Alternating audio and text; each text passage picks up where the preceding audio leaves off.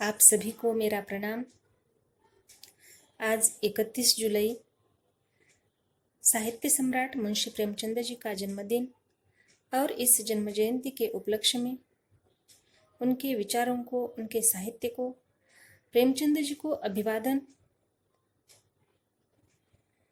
आज कोरोना महामारी की वजह से सब लॉकडाउन है, सामाजिक दूरी बढ़ती जा रही है, पर तंत्रज्ञान के जरिए हम कोसों दूर होकर भी एक दूसरे से जुड़ गए हैं। तंत्रज्ञान की यह एक बहुत बड़ी उपलब्धि माननी चाहिए, क्योंकि आज सब ऑनलाइन हो गया है। राजनेताओं से लेकर मनोरंजन तक, ज्ञान विज्ञान से लेकर साहित्य शिक्षा तक सब ऑनलाइन हो रहा है। आए दिन के वेबिनार ज्ञान में वृद्धि करने का, एक दूसरे से जोड़ने का एक सफल माध्यम साबित हो रहे हैं। और इस ऑनलाइन कार्यक्रम का ही एक हिस्सा बनने की मेरी कोशिश रही है और प्रेमचंद जी के जयंती के अवसर पर उनके विचारों को उजागर करने का, उनका शब्द सौंदर्य विशद करने का यह मेरा प्रयास रहा है।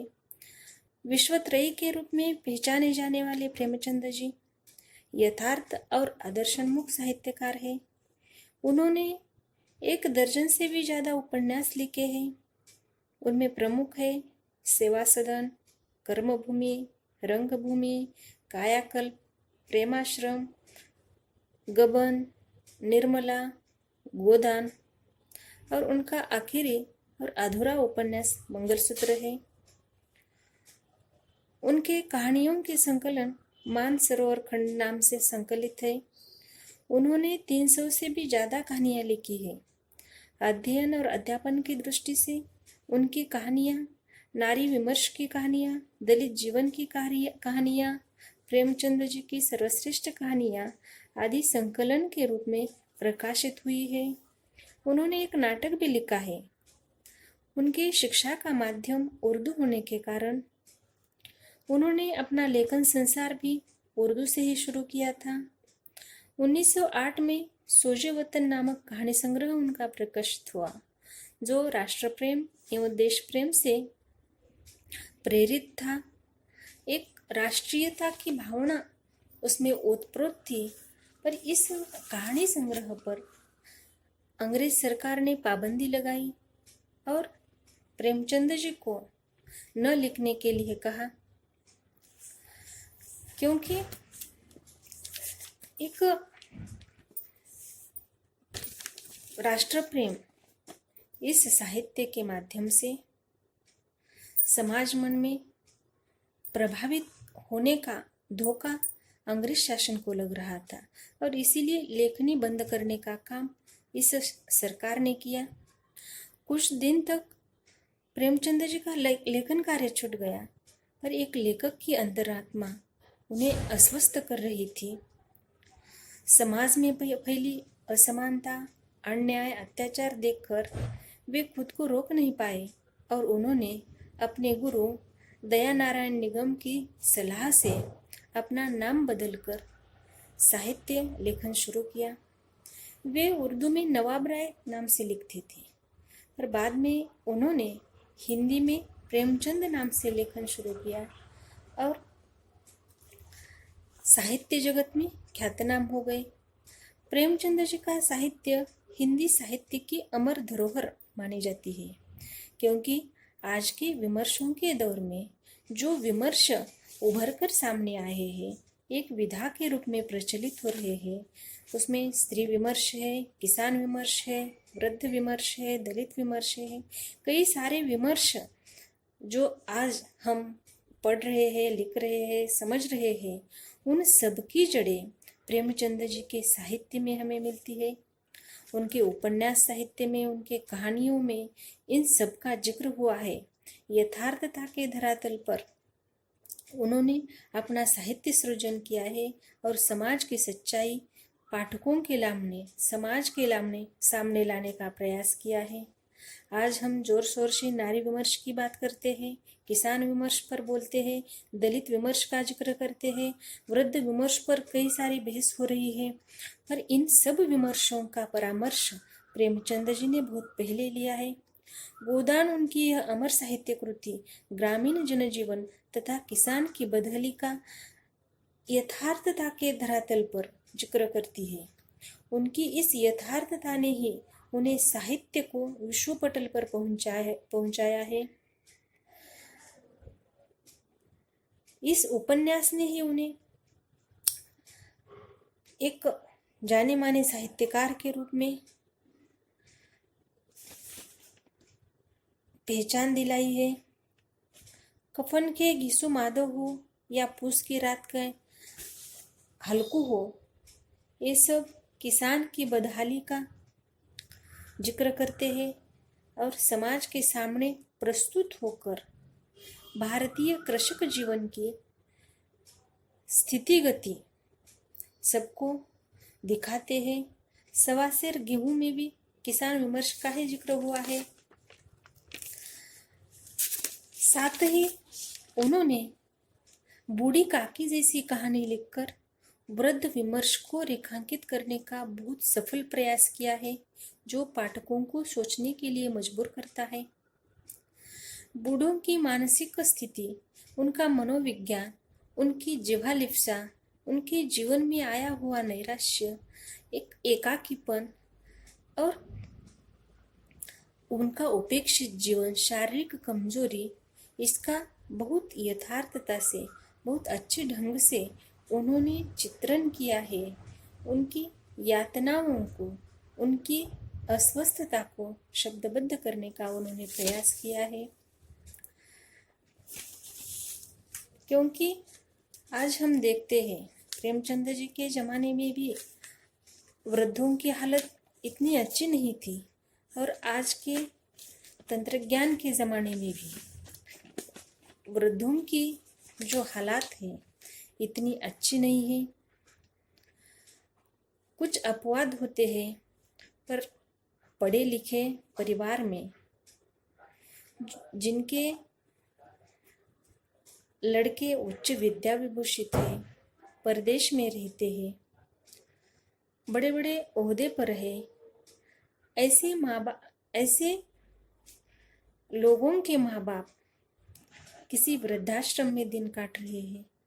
न उन्हें उनसे मिलने का अवसर मिलता है, न उनके मन में चाहत है, न वे उनके लिए समय दे रहे हैं।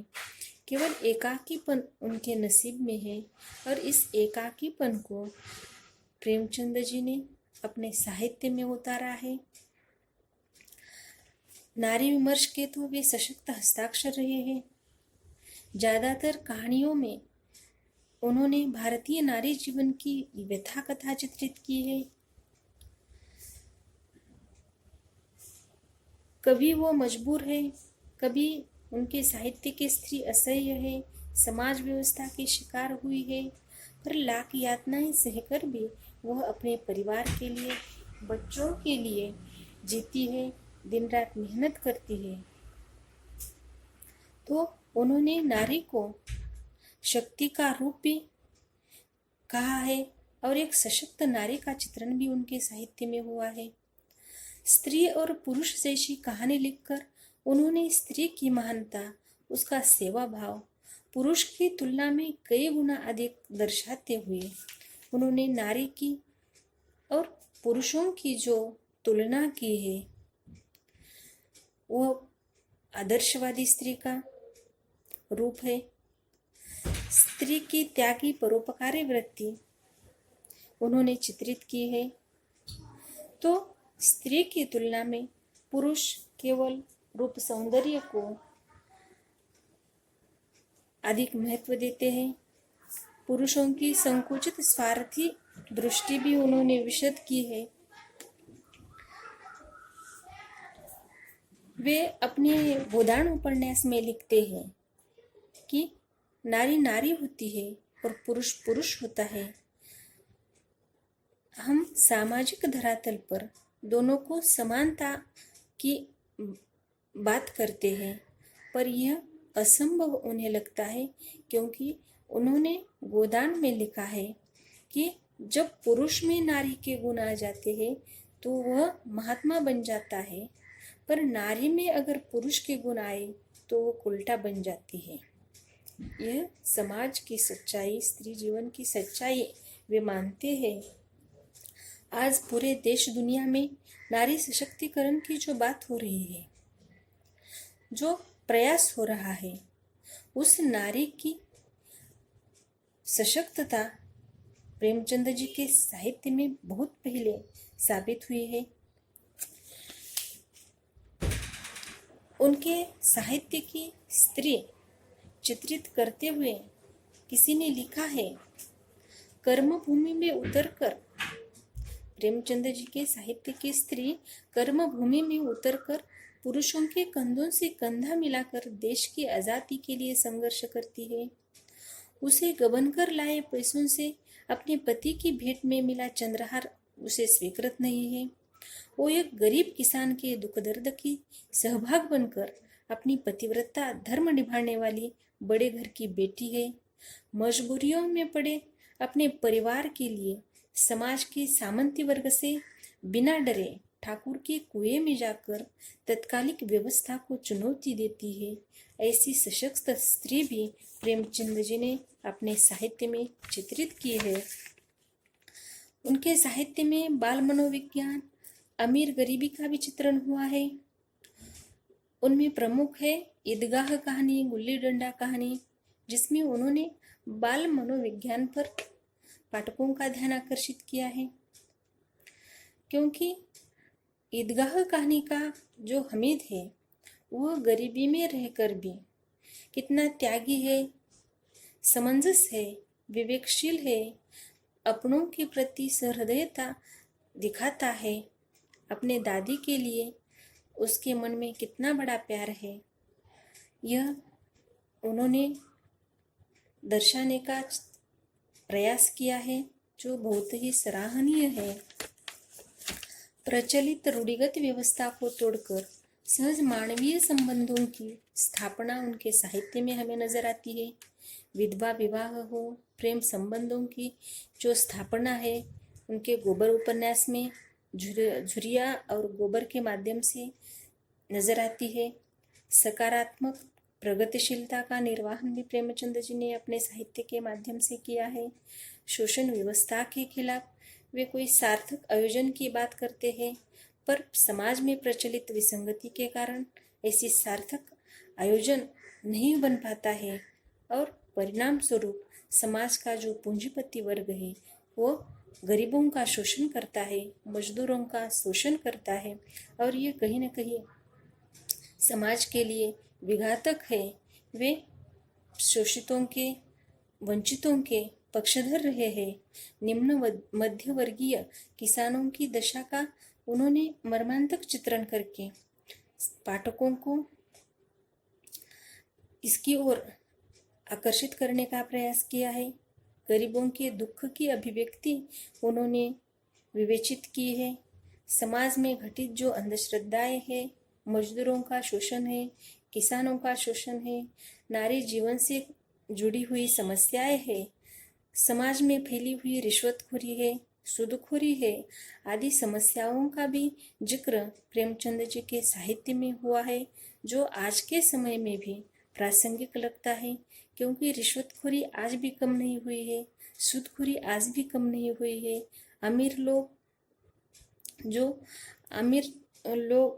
जो गरीबों का शोषण करते हैं, धन संपत्ति से अमीर है पर दिल से वे बहुत ही गरीब हैं। ऐसे लोग जो समाज के लिए घातक होते हैं, इसका जिक्र प्रेमचंद जी के साहित्य में हमें दिखाई देता है। दलित विमर्श का चित्रण भी प्रेमचंद जी के साहित्य में प्रमुख रहा है। ठाकुर का कुआं, सदगति जैसी कहानियां लिखकर उन्होंने इस पर प्रकाश डालने का कार्य किया है। जाति प्रथा का जबरदस्त प्रभाव समाज व्यवस्था पर उस समय था, आज जो थोड़ा बहुत कम हुआ है। उच्च जाति के लोग निम्न जाति के लोगों का शोषण करने में जरा भी कसर नहीं छोड़ते थे। जीवन की बदहाली प्रेमचंद जी ने अपने साहित्य में उतारी है और दलित विमर्श की नींव डालने का प्रयास किया है। जानलेवी प्रथा परंपराओं से मुक्ति का मार्ग खोजने का उन्होंने प्रयास किया है और लोगों को अंतर्मुख करने वाला उनका यह साहित्य बदलाव की प्रक्रिया में महत्वपूर्ण रहा है, क्योंकि उनके समग्र साहित्य में न कहीं रंजकता दिखाई देती है, न कहीं काल्पनिकता दिखाई देती है, केवल समाज की सच्चाई उन्होंने शब्दबद्ध करने का प्रयास किया है। एक नए साहित्य प्रवाह का उन्होंने गठन किया है और आने वाले नवलेखकों को लिए भी वे एक प्रेरणा बन गए हैं। ऐसे महान साहित्यकार को उनके जयंती के अवसर पर अभिवादन करना, उनके विचार, उनके साहित्य को दोहराना और उसे आने वाली पीढ़ियों तक पहुंचाना हमारा दायित्व बनता है। प्रेमचंद जी के बारे में बस मैं इतना ही कहूँगी। प्रेमचंद, तुम एक सच्चे कलमकार हो, जीवन के रचनाकार हो, जाति धर्म से दूर रहे, नीति मूल्यों के पक्षधर हो, दीन दुखियों का आवाज तुम, कलम के तुम जादूगार, विमर्शों के विमर्शकार को अभिवादन है त्रिवार, विमर्शों के विमर्शकार को अभिवादन है त्रिवार। धन्यवाद।